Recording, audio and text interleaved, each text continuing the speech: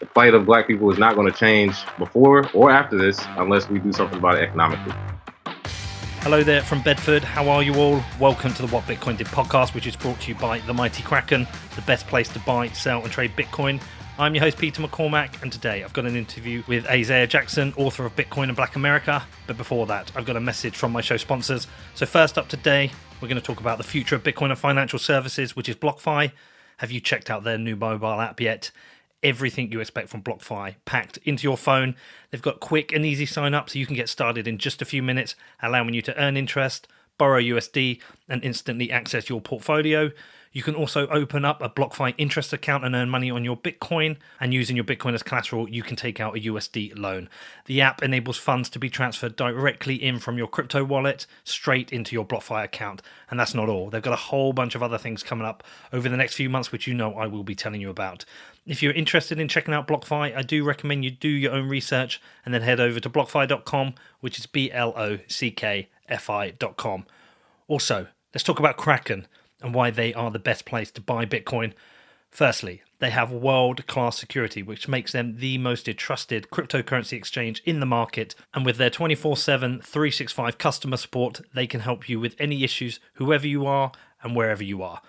They also have the most comprehensive suite of tools available for buying Bitcoin. You've got Kraken.com, where it couldn't be easier to sign up and purchase Bitcoin. They have a beautiful mobile-first app, so you can buy Bitcoin on the go. And with margin trading, futures, and their OTC desk, Kraken has every option covered for you. There is no better place to buy Bitcoin. You can find out more at Kraken.com or download the app, which is available for the iPhone and Android. Just search for Kraken Pro, which is KrakenPro. Okay, so on to the show today, and I have Isaiah Jackson on, the author of Bitcoin and Black America. And we originally meant to do this a few months back when I was in LA, and for a couple of reasons it didn't happen. And then with the lockdown, I haven't been traveling, so it fell through. But for a while we said we were going to make the show. And look, with everything that's happening out in America, especially with the killing of George Floyd at the hands of the police and the protests and riots, I felt like it was a good time to get Isaiah on and talk about some of the issues that I don't really fully understand. As a white guy from the UK, it's hard for me to understand the dynamics of institutional racism in the US. It's a country I've traveled to a lot, but I don't want to be naive and I don't want to pretend I understand something I don't. And this is something which I know Isaiah's talked about and he's written about, especially with the lens of Bitcoin, how Bitcoin can help the Black community. So I asked you to come back on the show, and obviously he's more than willing to come on, which is great. It was a great interview. We will do it again. Next time I am in LA, we will actually do one in person, dig a little bit deeper into his Bitcoin thesis. But yeah, I hope you enjoy the show. If you've got any questions about this, you can reach out to me. It's hello@whatbitcoindid.com. Also, I recommend going and getting his book. I've got it. I've read most of it. It's a very good read. It's very eye-opening for me. It's available at Amazon. It's available at his website. I'll put links to all that in the show notes. Also, if you haven't checked out Defiance yet, I'm really steaming through some good shows on that. I've just released the first part in a multi-part look at the history of Steve Mnuchin. It's called Robin Hood. The first part looks at his early life, his time at Yale and Goldman Sachs. That's available at defiance.news. If you're interested in knowing about this Treasury Secretary in the US, the guy who seems to be behind a lot of weird and kind of unjust and immoral shit, it's definitely worth checking out. As I said, that's at defiance.news. And if you want to reach out to me, my email address is hello@whatbitcoindid.com. Isaiah, man, how are you? Doing great, man. Glad to be here. Well, finally, we were meant to do this in LA a few months ago, right? Oh yeah. I was gonna say it's about fucking time. Well, that was my fault. Because I cancelled on you. No, it's all good. But in some ways, I'm kind of glad that we did, because I feel like, whilst it's not a good thing, there's stuff going on right now, which means that the conversation we're going to have is going to be even more relevant, right? Absolutely. Yeah. Anytime is a good time. I'm, like I said, just glad to be on the platform with you and discuss it. We talk in person, so glad to discuss more about the issues going on today. Yeah, there is a lot going on. And listen, look, there's a lot of stuff I want to unpack with you, and some of the things I won't understand, because not only am I from a different country, I face different issues. We have different cultural issues. Even today, there's people in London fighting policemen and policewomen. They think they're fighting the same issues, but I don't think they are. So I'm not going to be afraid to ask you any questions. If I ask anything that sounds dumb or I've kind of missed a step, you just let me know. But listen, where I really want to kick off with you on all of this is, like, obviously it's fucking crazy right now out in America. Things are going a bit crazy. What do you make of it all? Well, I will say the initial impact, or what sort of kicked it off, another murder of another black man by the police, is something we've seen before. I'm honestly tired of marching and tired of having to go through this process over and over. I feel like we've done it almost every election year since I've been alive. So it's one of those things that what kicked it off was the murder of George Floyd, but what's happening as far as the change in how people are protesting, looters. It's a lot of craziness going on. It could be outside forces that have something to do with it. What I see is a bunch of frustrated, broke people expressing themselves, along with people who are basically taking advantage of the moment. I think you have a combination of both at the same time. But all in all, for the most part, as far as the black community, we've been fighting this fight for so long. I think at some point people were like, well, enough is enough. Violence may be the only way, even though I disagree, but that's how some people feel. So unfortunately, we have to get to that point, because I don't really care a lot if police like me per se from a racist standpoint, but do your fucking job. I mean, at the very least, I pay your salary. I mean, that should be enough for you to do, what you're supposed to do. So that is sort of the cries that are coming out from the black community. And I just want to do my part, because I understand when the smoke clears economically, we have to have a plan moving forward so that something like this can be avoided, hopefully, down the line. Yeah, it's interesting you should say that. I've got some notes here. I put a thing on Twitter the other day trying to talk about the nuance of this. I think anyone who tries to come out with some kind of binary argument about what's going on is starting off from a kind of a bad place. And I put it down into three categories. I put it down as the killing of another black man at the hands of police, or a murder, as you said. But also, I think what we're seeing with this is that there is a wider issue with police brutality. It seems to be disproportionately affecting black people, but there's like this authority thing going on where I feel like the police think they have just the authority to beat the shit out of people.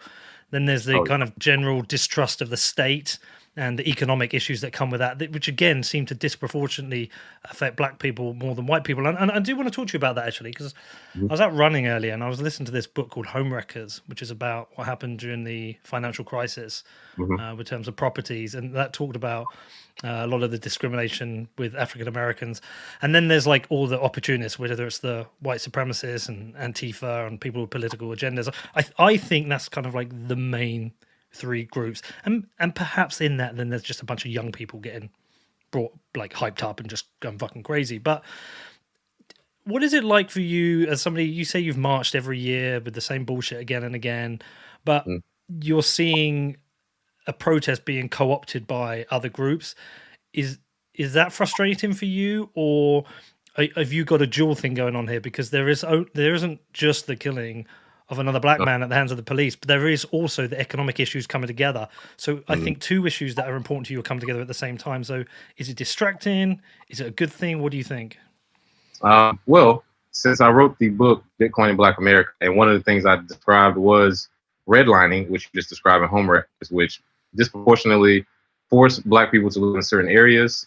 They would not give you loans if you wanted to live in a certain area, or you just couldn't get a loan at all. They sort of forced people into these areas and purposefully lowered the property value by doing things like building highways straight through. If you come to America, anybody who's there, or if you're in America, when you go down these highways, look off the exits. They're almost always mostly black neighborhoods, because that was a concerted effort to drive down the property tax. Also, if you go in a lot of black neighborhoods, most of the old steel mills that have no use anymore are sitting there. That drives the value down. Trucking companies, which drives the value down, too much noise.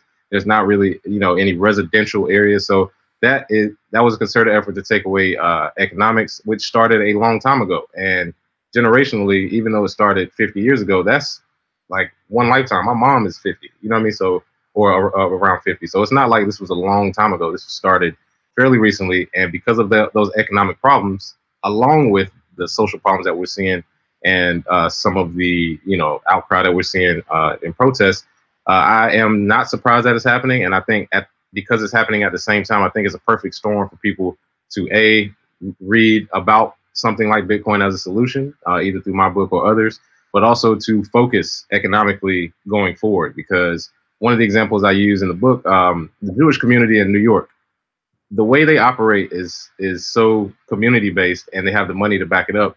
A policeman will not ever kill a Hasidic Jew in their neighborhood. It just will not happen because the police department will get sued.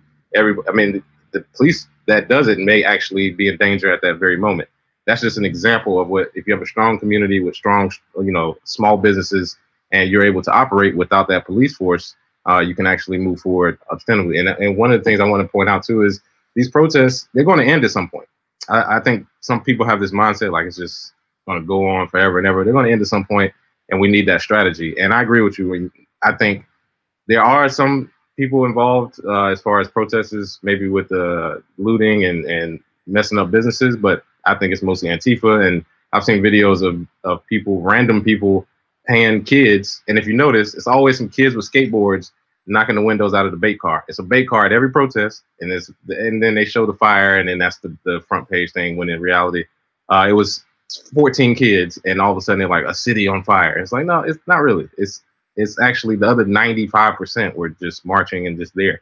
So I think people need to make sure that's not misconstrued, and that the plight of Black people is not going to change before or after this unless we do something about it economically. I think Bitcoin is a viable option, and I think going forward we have to implement it somehow to move away from the state. Right. Well, we'll get into the Bitcoin stuff. Mm-hmm. And I do want to mention when you said as far as the police turning into sort of military force for everybody, I want people to remember that if it happens to one community, they're coming for you next. It's just a matter of time until they militarize to the point. We're already seeing the National Guard out. We're seeing people getting tossed out of their cars for a curfew. You have grown adults who can't do it. So if you think it can't happen because of whatever reasons, sorry to say, it is possible. And it definitely something you want to stop. All right. Help me understand a couple of things. Not only because I'm not Black, but also because I'm also from the UK. So again, it's different issues. I've been to the US a lot, but like, try and explain to me as a Black person, what it's like growing up in America. What are the things that I don't see that are day-to-day issues for you, either the direct racial discrimination or the subtle kind of insidious things that happen? So from personal experience, some of the most insidious things I've seen is, for one, very recently, actually last month, I was pulled over by a police officer because I fit a description. They pulled me over, had everything, license, registration. The ticket they gave me didn't even have a reason, and they didn't make me sign it. They basically just wanted to get out of there. That shit like that is like, why would I fit a description? How can you see me? It was 11 o'clock at night, and the windows aren't completely tinted, but they are tinted enough. You can't really even see my face at night. But they just happen to see that I fit a description from afar, from literally across the street. So that's one of the things, just annoying. That's one thing. Gladly, it was nothing physical there, but I have been physically assaulted on 2 occasions by police officers. Once, police officer he pulled me over. He didn't say roll the window down. He opened my door, tried to pull me out. Luckily, the seatbelt was on. He couldn't take it. I had 3 witnesses with me, so he kind of stopped. But that was his first reaction, was to try and pull me out of the car. Like, what? It's so weird to me. Also, case of mistaken identity. When I was in college, if they put out a report that said that somebody did some crime, robbed a bank, the description would say black male, black hoodie, between 5'6" and 6'3", and it'd be the middle of winter. So it's literally every dude. Every single black dude walking around. So I got slammed on the ground by police in front of right beside the bank, and it's a store right there, because they thought I robbed the bank and came back to see it, obviously. But yeah, they slammed me down because of that mistaken identity. The second cop was standing over me, and I was there for an hour. For what reason, I don't know. Had nothing to do with it. And it like I said, the physical part of it is the crazy part, because it's like, that's not your job. Protect and serve has nothing to do with how I was treated. And there's been more occasions. I've had police that have done other stuff. I've had police pull me over in my own neighborhood for running through a stop sign. And they held me there for 2 hours, searched my car, asked me, did I have guns? Did I have rocket launcher? Did I have bombs? And it was just comical. I was just looking at these guys like, what the fuck do you have to do at 2 a.m? I just got off work. I used to work late shift when I was in college, came back to my apartment, quote unquote, ran through a stop sign at 2 a.m. There's nobody out here to go throw away trash. And I got pulled for 2 hours. It's 4 a.m. I got to go, to class and shit. But that's little stuff that has happened to me personally. Now, I don't know any black people that have not had run-ins with the law. So when you're saying, what's it like in America? What it is a constant state of terror based on nothing, because there is no reason for a lot of the stuff that happens between cops and black people. However, it's really heinous when people are handcuffed and still get killed, still get shot. So there's obviously the racist element there. And there's a power struggle, because there are a lot of cops who, in my opinion, were dweebs in high school, and they just don't know how to handle themselves around people. They can't really, like, they get real flustered, and a scared man will shoot before anybody else. So for the good cops who are there, I would say for cops that are good, that are doing their job, it's your responsibility to call these guys out, tell them they're doing a shitty job, because unfortunately it's making you all look bad. And in the black community, we have no trust in most black people have no trust in the police. In fact, I have family members who are in their 60s and 70s who have never called the police in their life. They've had issues, never called the police, because they could show up and just start shooting at everybody there, and you could be the homeowner, which has just happened. Breonna Taylor, she was one, not well known. Mm-hmm. They went into the wrong house, shot her 8 times while she was asleep. And the thing is, if that was the right house, that was the plan, to just bust in and shoot whoever it was. I mean, not serve a warrant, so it is obviously more of a military mindset with black people in black neighborhoods. And I hate the fact that a lot of the people who are trying to do the right thing right now, especially at this moment, they're it's nothing they can really do unless the ones that are messing up are either gone or there's some sort of money insurance tied to when they do it. If you could lose your pension because you shoot somebody incorrectly, people would think twice before they start pulling the trigger randomly on handcuffed people. And I've heard some crazy stories of how cops have treated some of my friends.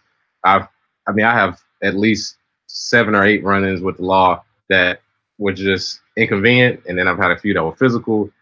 It was too many anyway. I mean, it was for no reason. And something as much as literally standing outside of a store, you can get body slammed to the ground. So that's what it's like as far as police in the U.S.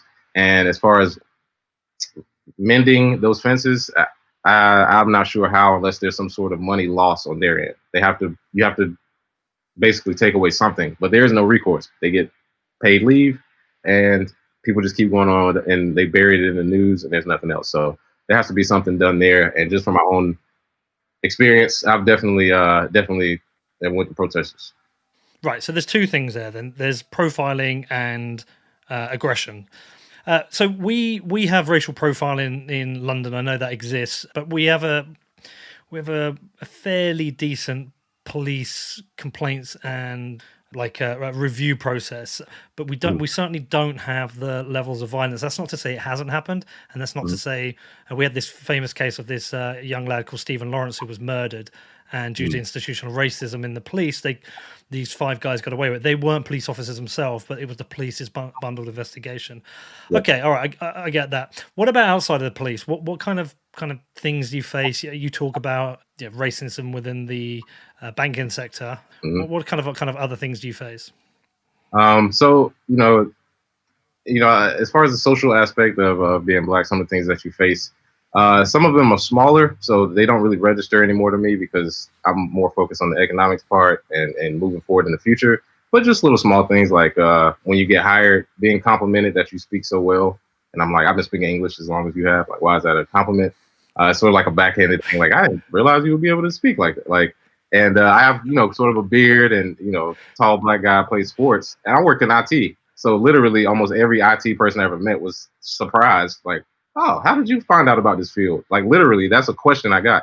How did you find out about this field? I got the same internet you do. Like, it's just little shit like that. It pisses you off. So to some people, that would be enough to piss them off for the rest, like the rest of the day, rest of the week. And they would be telling all their friends about it. To most black people, we just deal with it, just keep on going because it's like same old shit. You know what I mean? So just little stuff like that. When I was in school, a lot of times if you made good grades and I would help out, I helped a lot of people when I was helping them write papers in college, mostly white guys because my school was mostly white. And they would get good grades and then they would take credit for it and make it seem like they were smarter. And then it was just, that whole thing sort of like, a lot of black parents tell their kids, you got to work twice as hard to get half as much shit, because that is one of the things that you find yourself in these same spaces, but you're not on the same level because of either the economics wasn't there when you started or because you're suppressed by people who feel threatened. Because in my field, working in economics, there's a lot of people who genuinely do not trust black people with money. They really think that, oh, if you want to deal with money, Use the Jews, or if you want to deal with math, use the Chinese. My accountant. It's that same thing. If it's a black dude with money, it's like, oh, they're going to squander it, or they're not going to be able to handle it. And unfortunately, in the venture capitalist market, I actually discuss this in the book.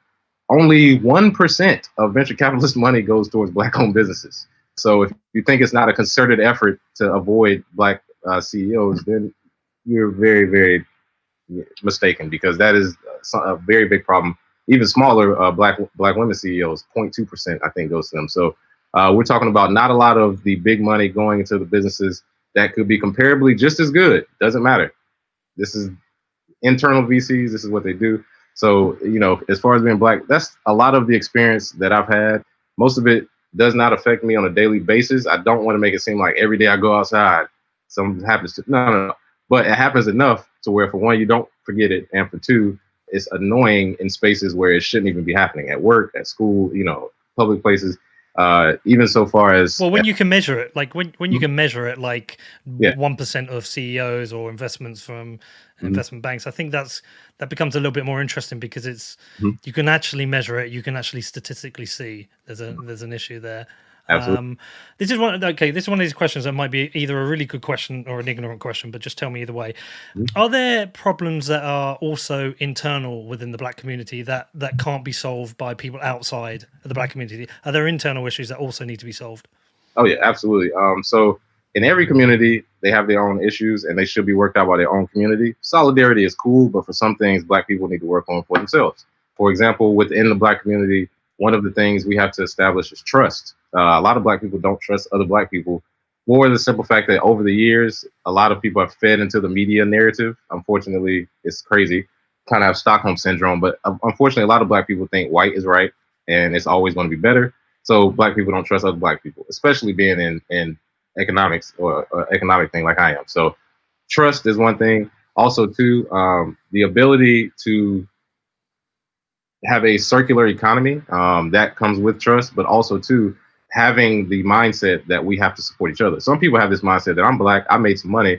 I mean, I live in Beverly Hills. I'm not there now. I'm at my other house, but I live in Beverly Hills. There's black people that live there, and they think it's over. I made it. I have nothing to do with the black community. That has nothing to do with me. But you can have somebody like Henry Louis Gates, one of the most prominent black people in the country. He got arrested on his doorstep because they thought he was breaking into his own house. So it doesn't matter how high up you think you go. I think as far as the black community, we have to understand we're in this together. I've seen a lot of communities, immigrant communities mostly, because they have a home country and because they can bring in people, they realize we have to stick together. The only way we're going to make it is if we stick together. And I had an ex-girlfriend that was Mexican, and most of her family was still in Mexico. And they had 8 people living in a house. Everybody had a job. Everybody put money in a pot every month to save for later, for whenever the next person's quinceañera, the next person's graduation, they would do that. And they trusted each other because they knew we're all we have. So I think black people have to get back to that point. And within our community, as far as crime, I don't think black on black, white on white, it's proximity. Crime is based on proximity. Most black people live near each other, so it's going to be that. But as far as some of the way we portray ourselves with crime, like making it seem like it's okay, it's fine in entertainment with rapping or whatever, because we have movies that portray crime. But we do have to work on that with each other. One thing I do every time I see a black person, I give them a head nod. You might notice, some people may notice that random black people give each other head nods, or at least say hello. You know what I mean? Just to make it peace between each other, because it's a lot of animosity built up, and some people don't even know why they don't like other black people. It's literally because you've been taught that way and taught to not trust them, so that division keeps you from having a community. So it's a few things we can work on in our community. It's a lot more. I mean, if I had to throw another one in there, maybe more accepting of the gay community. Black community is, especially a lot of African immigrants and Caribbean, a lot of times have been stereotyped as notoriously homophobic. So with the gay community, LGBTQ community, being more open to that, I think the black community can work on that. I think we have deep-rooted religious roots with Christianity and Muslims, so that may be the issue there, whatever that is. In my opinion, none of that shit should matter. If we're all black and we're all trying to make it, and economically we're trying to push it, we got to get rid of those old ways of we're just separating ourselves. So a few things we can work on, and I can't come up with all the solutions, but there are people working on it now, and we're not destitute, like we're dying. We're actually succeeding, getting better. It's just every community has to work on something. Right. So internal and external things Hmm. that can be worked on. Okay. So let's go back. Let's go to the book. Right. I've got a copy. I haven't read the whole thing, but I did look at it when because you gave me a copy when I saw you in LA. Hmm. But there will be people who are going to listen to this who haven't read the book. I'll probably give some out actually. But Hmm. you talk about black economics. Talk about what black economics is. Absolutely. So, like I said before, the circular economy I'm describing, being in LA the last 3 years, one of the things I've noticed going to places like Koreatown, Chinatown, Little Ethiopia, you know, different aspects where there's a community of people based on their economic mindset and, ostensibly their race. In Koreatown, they don't even have stores sometimes in English because they don't even need the outside community. That's how on point they are. And that's sort of the mindset I wanted a lot of black people to get into as far as black economics, because what that means is we shop with each other, we actually buy from each other, and we invest in each other because long term, if our community is going to succeed, we can't have all of our dollars going to outside communities because there are a lot of people who have made a lot of money off some of our biggest name players. Because if you look at the black community, our biggest money makers, athletes, entertainers, most of their money is gone to 80% white families by the time they leave. Between their lawyer, their agent, their team, which is fine. I mean, if they're the best for the job, that's who you want to choose, that's fine. However, some people are just as good in the black community, don't even get a second look. For example, LeBron James's agent, Rich Paul, he's not a formally trained agent, but he's the biggest agent in the game right now. And people like himself who may not even, have that formal training or have just the resources, those people can succeed as well if the black community comes together and has those economics. And in my opinion, it can happen a lot easier because we have the internet now. You can shop online. I just bought 2 items from 2 black-owned businesses today. I usually try and buy at least one a week, just to make sure people realize I'm making money off my book. I want to help other businesses make their money and then keep it going. Because at the end of the day, we really are all we got. We shouldn't be looking for outside help, and we don't get outside help. So why even fuck with this whole? We want to be friends with the oppressors that want to keep our economics down, because this affects everybody. But because black people have economically been pushed down already, then it really affects our community. Because I mean, how bad is it if the Fed is printing money and our money is going to get inflated and the value is going to go to shit? And we're barely, it was in, I believe, Forbes that black Americans are expected to be worth $0 in 2050, like a net worth, because of no savings, because of debt. So all of that is all compounded unless we change. And I think that's what black economics is, having a circular economy, supporting each other and going forward. Yeah. A bit like people are trying to do with Bitcoin at sometimes, create that circular economy. Absolutely. Yeah. A lot of similarities when I first started. Yep. So I know because I listened to your interview with Pomp that it was 2013 you discovered Bitcoin, right? But what's your own kind of personal thesis? Are you Bitcoin only, and what's the value you see in it? Like what draws you into Bitcoin? Oh yeah. So I would say a maximalist, but I'm like maxi-ish, I would say. Meaning I like other projects for people to get involved or for people to learn, not necessarily that it'll ever overtake Bitcoin or that it has the same censorship resistance. I don't think there's any other project that has shown that. However, I am open to other projects, just viewing them, trying them out for different use cases.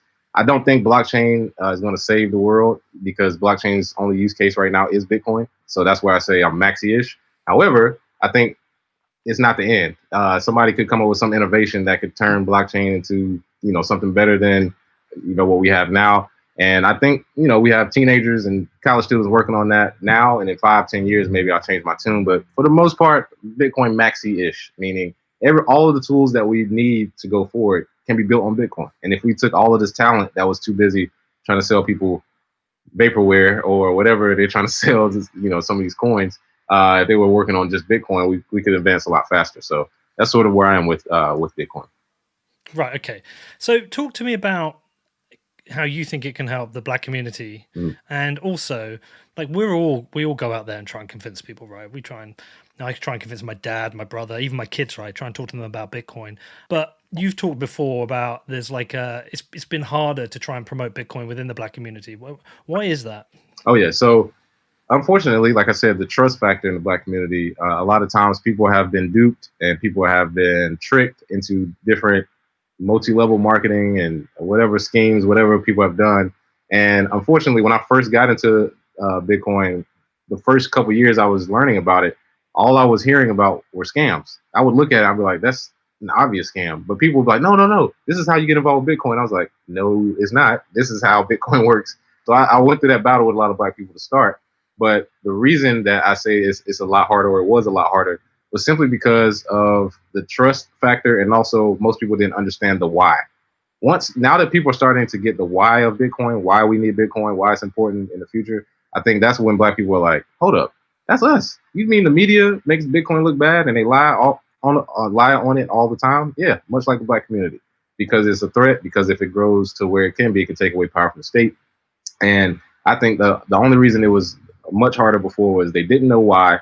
The what, you could describe what it was, how you could use it, but if they didn't know why, they were kind of like, well, why would I use it over what I'm already doing? Now that people have the why, along with way more tools to invest and to use Bitcoin, I think that's become a whole lot easier. In fact, I've never had more people call me about Bitcoin since I've started. The second most was in 2017 when the price was going to 20,000. So right now it's actually better because people are more educated. It's been 2 years since then, or 3 years since then almost. And I think now it's not as hard to talk about black people about Bitcoin. It's only hard to talk to people who they've built a career off hating it. If they said they hated it long, they just got to stick with it. Peter Schiff, I call them Peter Schiff people. they start off hating it, so they're like, I'm gonna double down, fuck it. And I've met some people like that. I've met some dudes who just double down on it. Even when I'm doing presentations, they're like, I don't believe anything you just said. I'm like, that's fine. We don't need you. I don't really care. So as far as in the black community, it's not much hard anymore. But that was a hurdle at first. Does the book help, though, in that you've specifically written it for the black community? Like, do you just shove them a copy of the book and say, like, read this? Oh, yeah, absolutely. It's become a lot easier. That's why I wrote the book, to be more efficient. Instead of explaining myself for an hour, here you go. Here's the book. Read it. And if afterwards you still don't believe it, then we can talk more. But most people, after they read it, they're like, yeah, I could see a circular economy coming, sometime in the future. I can see it as an investment, because that's all some people see it as, just a store of value as investment. And then when people start to read about the bank, I think the banking chapter is the one people have come to me and talked about the most. They literally didn't know half of the stuff that banks were doing and these private institutions, and how racist they are, and the fact that they've paid out hundreds of billions of dollars in discrimination payments because of being sued. So these banks that you go to every day, some of you work for them, I think that in the book really takes people to another thought process. Like, yeah, we got to find something different, or at least give ourselves leverage to make them change their practices. So I think the book definitely helps. I know for a fact there's some solutions in there that I'm working on personally. Others are. So far, it's been good organic growth. And I just want people to see an example of what can happen if our community can use Bitcoin, but anybody's community. Just relay it to your own personal community. Bitcoin can be used that way. Well, I think the banking thing at the moment, we're realizing they're universally fucking all of us. Yeah. I mean, more of an issue in the US, the way the Fed's printing money. The unemployment numbers in the US have gone way above, say, what we had here in the UK. Mm-hmm. But I think right now, I just think there's this general distrust. We've got billionaires and Goldman Sachs alumni in government, in Mnuchin and Trump. They're clearly making decisions. I mean, I've been looking into this Dodd-Frank thing that Mnuchin was looking to to dismantle. It just seems like right in front of our face, right in front of our eyes, they are robbing everybody to look after their friends. And the incentive structure is all wrong. And I think the US is painting the biggest picture for everyone, because it's not as bad in the UK, but it's making people realize what's going on. Mm-hmm. Absolutely. And I think the fact that I wrote the book for the black community is fine, but every community should be up in arms right now. I mean, if I know some people that were saying, hey, this protest isn't about that. It's about George Floyd. I'm like, I don't think you understand. You have a nation full of people who are getting fucked by the Fed. And some people realize that, and this is just a byproduct of that. I mean, it was a slap in the face to get a $1,200 check for some people, and they're like, that doesn't even cover my rent. Like, what are you even doing here? Mm-hmm. Then to send, propaganda like these, they send you a letter like, yeah, from your government, we have sent you this, and it's like, man, fuck you. You know what I mean? Don't they have Donald Trump's signatures on the check? Donald Trump's. I have seen one of them. I didn't qualify for it. I've seen it. One of the things has a Trump. It has a signature like Trump just saved America with this shit, and I'm dying. I know. It's like Jesus Christ. I was joking. How arrogant can you be? I was joking to my friend. I was like, when they get the vaccine is going to have his signature on it as well. Exactly. I would not be surprised. I mean, some people are just pissed off because of that. I mean, if everybody that's pissed off right now turned their attention towards the Fed and they were like, we need to find a way to take out the Fed. Of course, you really can't do it physically. I mean, y'all are not breaking into the federal building, but you can start slowly moving money out of your savings accounts and out of some of these other accounts into Bitcoin, either slowly with dollar cost averaging or all at once as a big fuck you. So honestly, I think people who are in the street that are just mad, I don't blame them. I mean, this is a terrible time to not be already rich because, like you said, the incentive structure, there are people already millionaires getting millions of dollars. And then there's people who are already poor to start getting that $1,200 or, $3,500 for like tax returns or whatever. But that won't last them through the end of the year if they can't go back to work. So it's a cry out for help from a lot of people, and everybody is getting fucked by the Fed right now. It's the silent protest, though, right? Yeah, it's the best silent protest you can have. And some people are not people who want to march and protest. I'm one of those people. I've never really been to a march or protest in my life. I protest economically by trying to build, and in other ways as well, buying guns and preparing myself. But as far as going forward, yeah, protesting for other people, if they're going to do it, you want to have those solutions available after the smoke clears. It's funny you say about buying guns, right? I've the footage you see of like those armed militias standing outside protecting their businesses or protecting their streets. Mm-hmm. I don't know why it is, but I think I trust them more than I trust the police. Yeah, I think so too. I think we had some sort of voucher for business owners to purchase a gun, and every single person knew every single business on the street has a gun or a gun owner. It'd be a lot different. Some places don't. They just get robbed away and they don't get it. But I actually trust them more than the police because they have to live there. They have to work there. It's a lot of police that come into these neighborhoods that live 30 minutes away. They don't give a shit about the street. They don't care. That doesn't affect them. So I think I trust them more. And I think you should have police maybe as a perimeter or outside, and then maybe a security force. But, a lot of times that can get sticky as well. So it would have to be something well thought about. Like you said, this is a nuisance, very nuisance argument. You have to be able to sift through a lot of the small factors that could affect it. But I'm with you there. I think I trust the business owners more than I trust the police because, they're fighting for their lives and the police are just fighting for a check to go home, sometimes. Next up, I talked to Isaiah more about Bitcoin and Black America. But before that, I have a message from my amazing sponsors. So first up, let's talk about Sportsbet. Have you checked them out yet? It's sportsbet.io. The best place for online gaming, and they also accept Bitcoin. You can game with Bitcoin with Sportsbet, which is pretty cool. We've also got sports coming back, which is great. The Bundesliga's back, and the Premier League is coming back very soon. I'm going to be looking myself into having a little wager, probably on Liverpool winning and Tottenham losing, but keep an eye out for that. And we're also going to be launching a new poker tournament. That's probably going to be a week on Sunday. Check out my Twitter, keep an eye on that. Bitcoin prizes to be won. We're going to be giving away Watford shirts, which is the team which Sportsbet put a Bitcoin logo on the shoulder of, which is pretty cool. So lots of stuff coming up there. It's going to be very busy over the next few weeks. But keep an eye on my Twitter for the poker tournament. But if you want to find out more about Sportsbet, head over to sportsbet.io, which is sportsbet.io. Also, something else. I've been looking at my personal security. It's been a little while. I know, a little bit guilty here, but it's been a while since I reviewed my personal security, and I've decided I'm going to be setting up CASA. So I've been talking to their CEO, Nick Newman. I've been explaining to him that it's time for me to level up. So we're going to work together on this. So I'm going to be setting myself up with a CASA multi-sig wallet, and I'm going to be talking to you about how I did it, what was involved, how I set up the key management, what my experience was. So do keep an eye on that. I'll probably be getting Nick on the show, perhaps with Lop, to talk a little bit more about what's happening at CASA as well. But if you want to find out more, if you want to understand a little bit more about what CASA do, head over to keys.casa, which is keys.casa.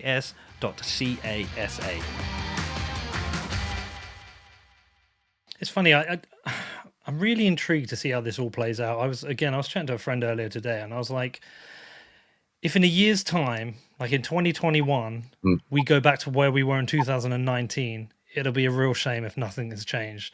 Exactly. Well, the one thing is like I've just seen this thing in London where they're fighting police, and I'm critical of it. I think it's just opportunist bullshit.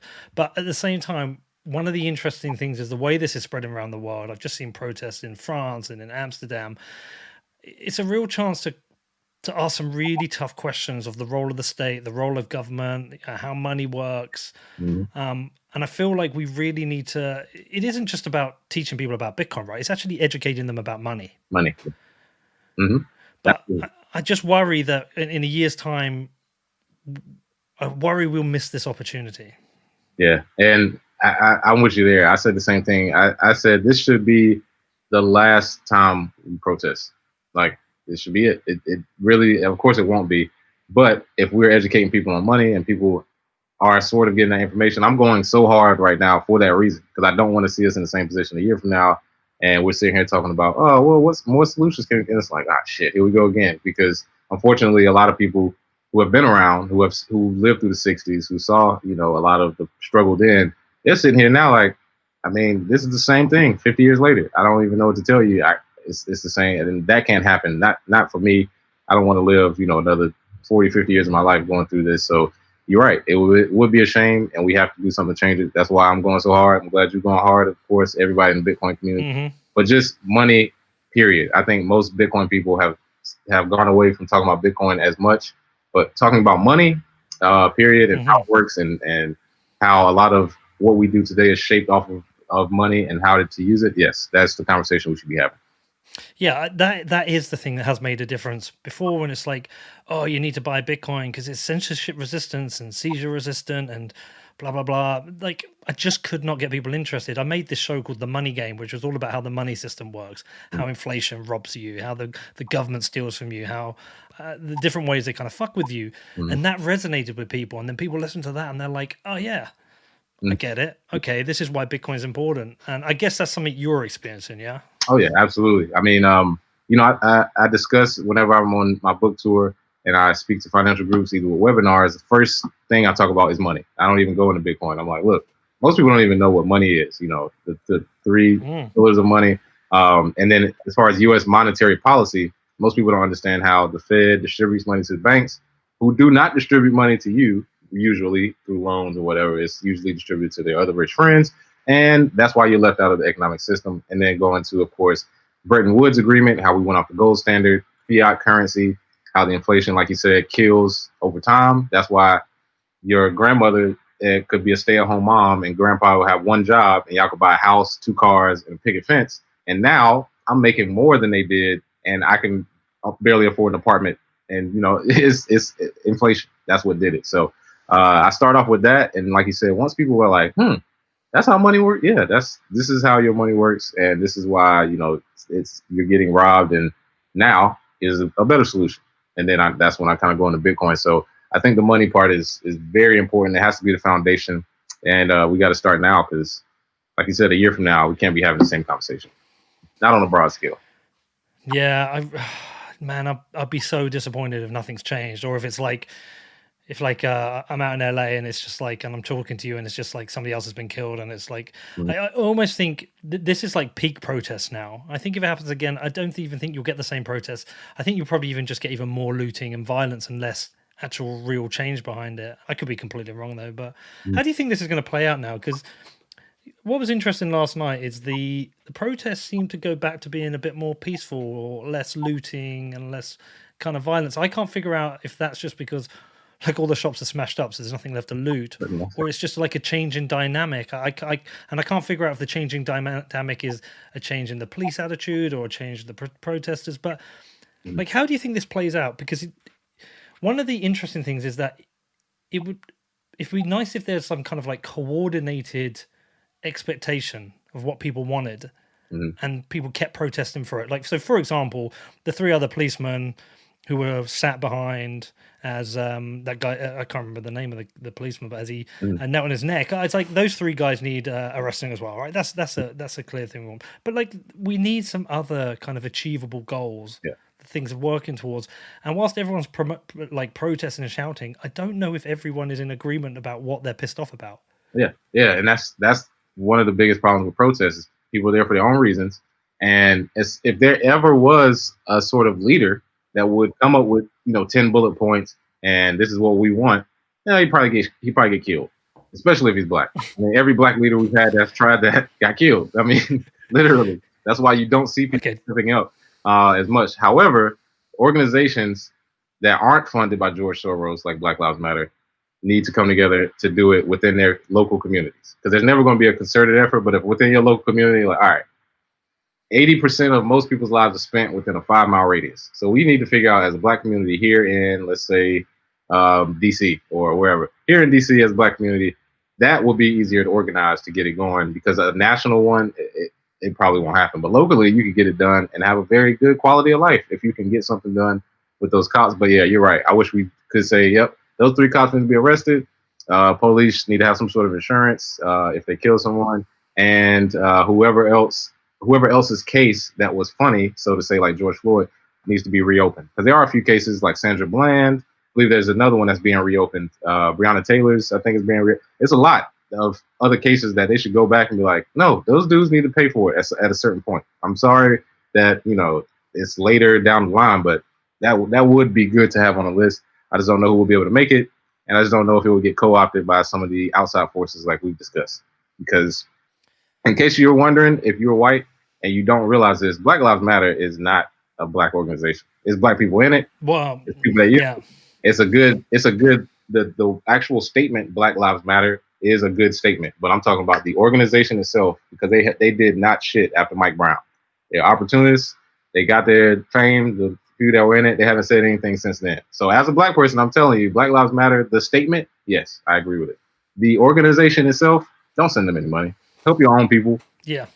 Give it to the people directly that you see, because these organizations, unfortunately, have co-opted a lot of the wording and all of the things that actually go into a protest, and they just packaged it and started, basically watering it down. So we need to avoid that as well, because they're not for us.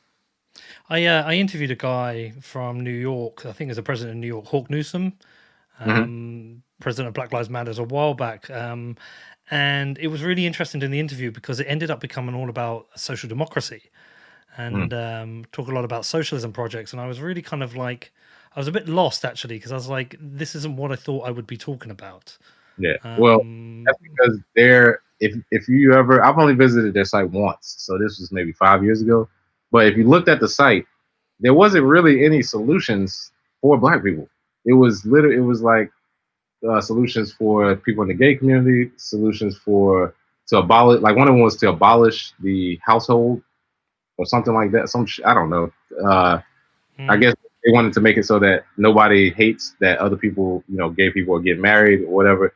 Then the socialist aspect of it, the money part, is like we need to abolish capitalism, which I don't really agree with. You need to have real capital. We haven't even seen real capitalism in my lifetime, because the Bretton Woods Agreement since '73, if you have the freedom that we have now with the capitalism that's supposed to happen and a social safety net that's actually responsible, not a corporate safety net. If they fuck up and you're $1 billion company, you lost.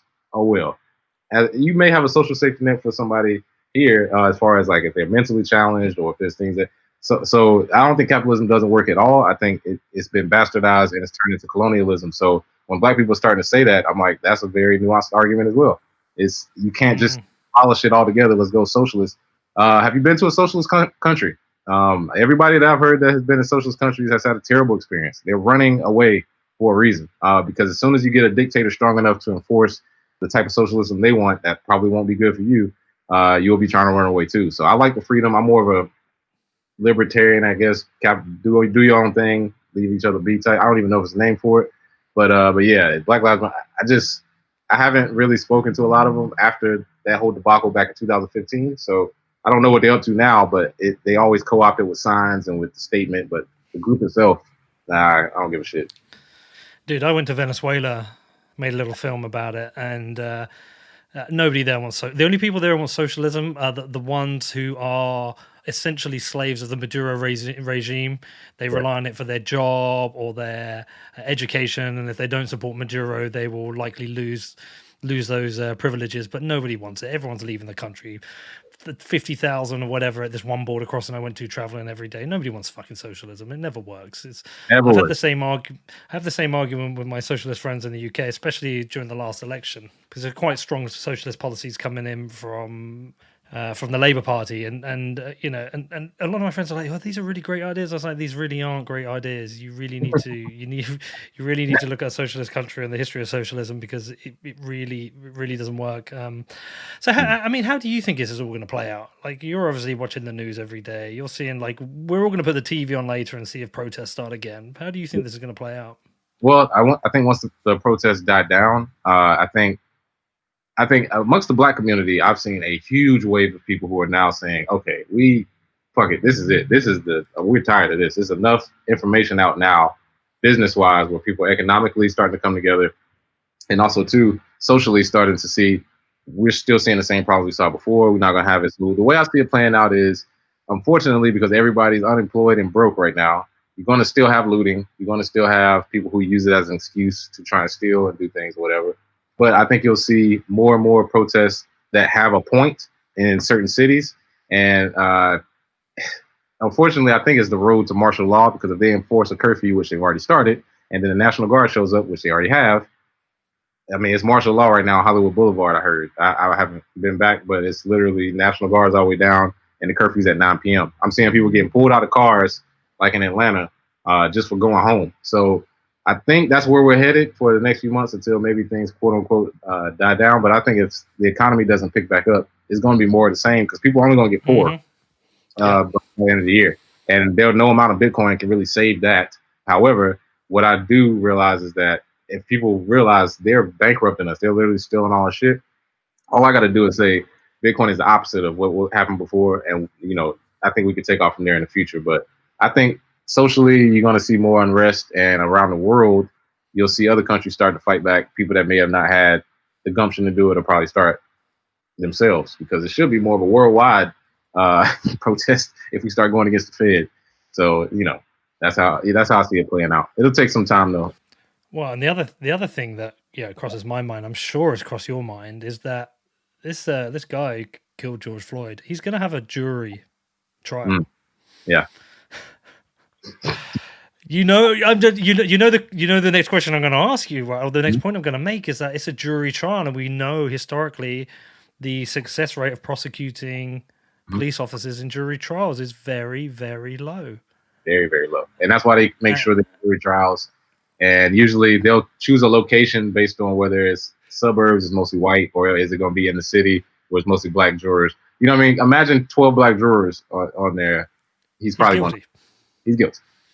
All you need is one that disagrees. If there's a mixed bag, Black, white, Latino, whatever, you just need one to disagree, and cases it won't go forward. So I think that's one great way that you just pointed out, that the judicial system doesn't give a shit about Black people, because damn sure can't get a jury trial for most trials with Black people, but the police get it every time, and the success rate is really high. So yes, I do think that's an issue, and unfortunately, if he gets not guilty, or if he gets released, I think it'll turn up on a violent side, unfortunately, only because there are people waiting for because if he goes to jail, I think that'll be like, all right, you know what I mean? Even if they fake it and just say he went to jail and just keep him off the radar for, you know what I mean, for the next for witness protection, who gives a shit? As long as he goes away, you know what I mean? Like, whatever. But yeah, if he gets a not guilty, I think you're gonna have some people actually pop off.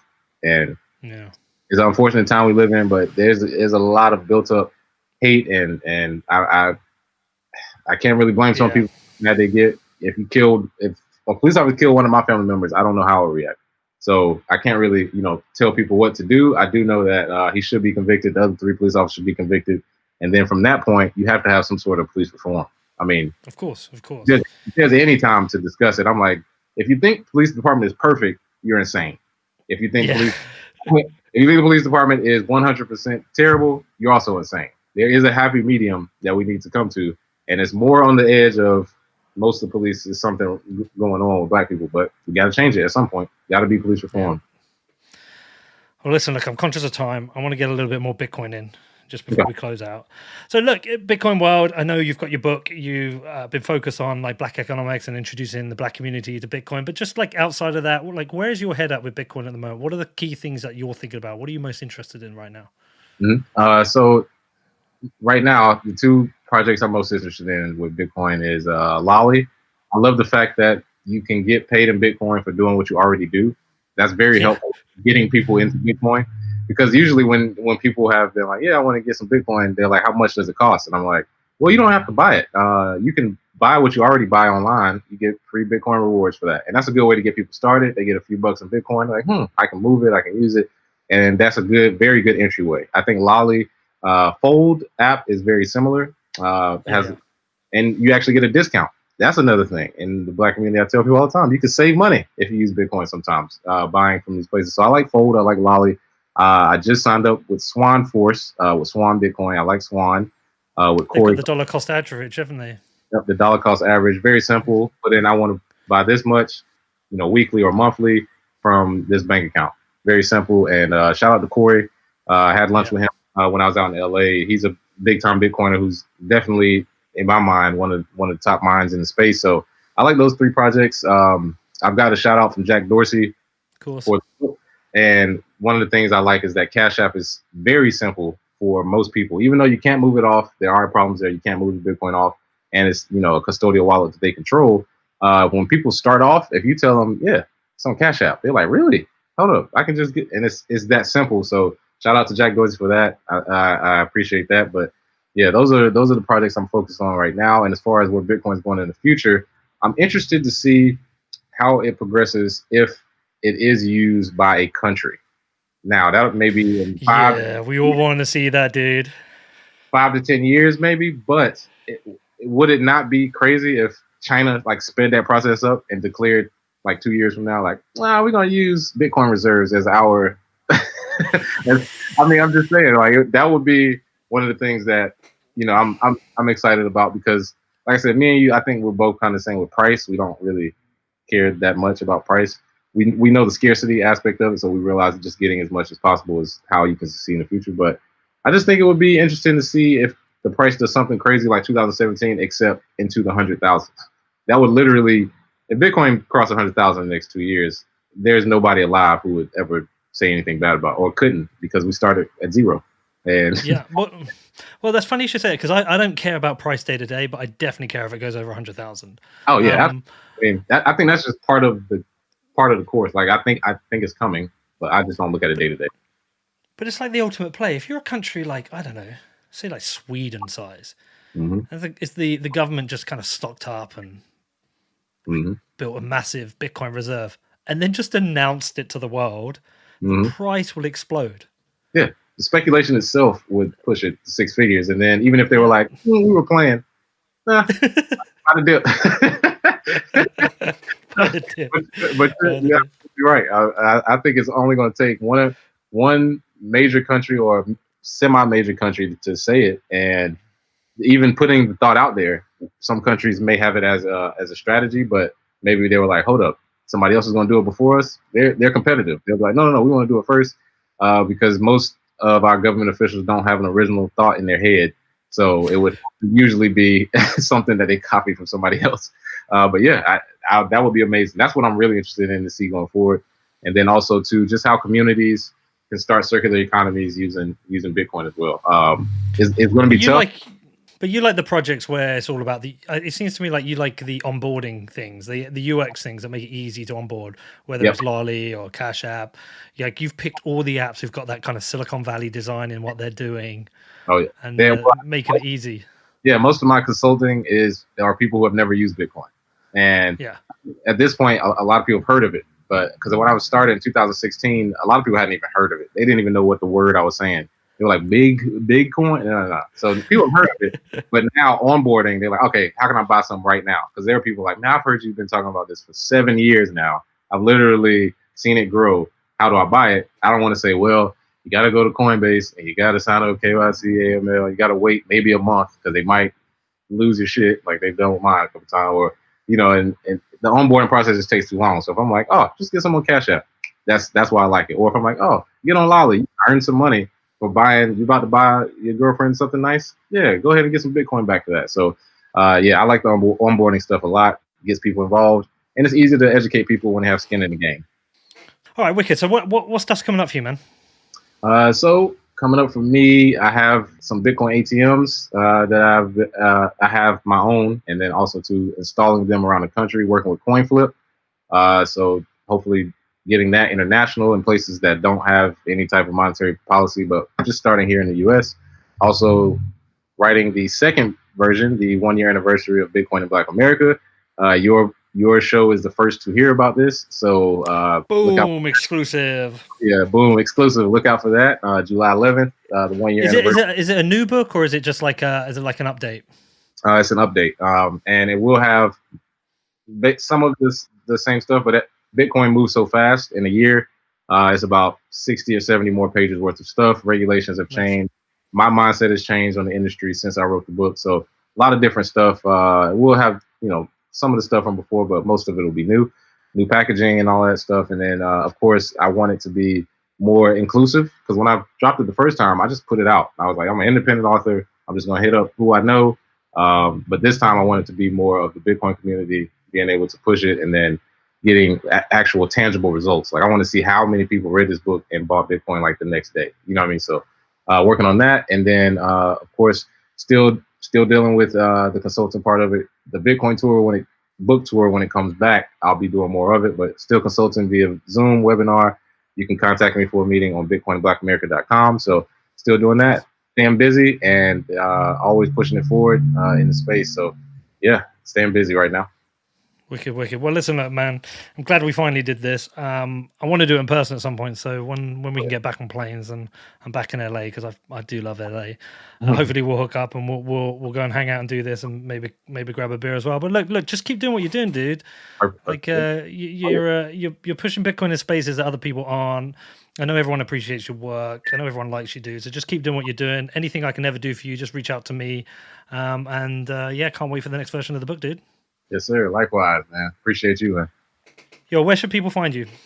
You can find me on Twitter at BitcoinZay, BitcoinZay. You can find me on Instagram, BitcoinZay LLC, and the website, bitcoininblackamerica.com. Any of those three places, and I will respond, and we can chop it up from there. All right, man. Well, listen, I'll put it in the show notes. Keep rocking, stay in touch, and like I say, anything you need, you can reach out to me, man. Absolutely. All right. I appreciate you, Pete. All right, so what did you think of that? Did you enjoy that interview with Isaiah? I've been following the protests and riots over the last week or so, and yeah, it's been pretty crazy stuff. Trying to make sense of it and understand what's going on is very difficult. I do think there's multiple things going on. There's obviously racial issues going on, but there are opportunists, and I think there's just some deep division between the people in the state. We've had the lockdowns, people have been losing their jobs, there's a lot of tension. We've also got the Fed printing money. We've also got governments seem to be supporting companies over people. So I think there's a lot of things clashing at the same time. But it was really, really good to have Isaiah on and explain some of the issues relating to the black community and institutional racism, which I don't really understand. And his ideas around creating like a circular economy for the black community is really interesting. So I'll be keeping an eye out on the work he's doing, staying in touch, hopefully getting him back on the show in the future. As I said, do check out his book. It's called Bitcoin in Black America. It is available on Amazon.